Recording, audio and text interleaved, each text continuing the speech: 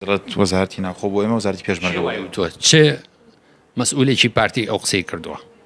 پارتی دەڵێت بەیەکێتی وەرن کەرنا بەدیل هەیە بەلای پارتی و بەدیل کێ ئەگەر یەکێتی نەهات وەرەوە بۆ لەم ئەو کاتە پێ دەڵێم ناتوانانی ئێستا نه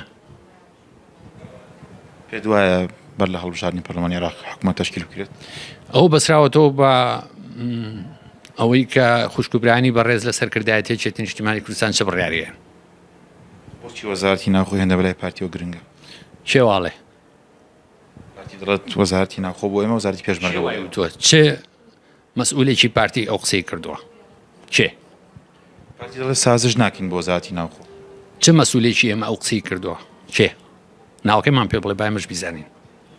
ئەگەر هەیە بدرێ بەیەکێتی ئەوانە مۆزوعی مفاوزن مفاوزە لە پشتی میکرۆفۆنەوە ناکرێ لە ژوورێک ئاکرێ بە هێمنی دابنیشی جۆلە یەکتری بگری ئەوە دیپلۆماسیەت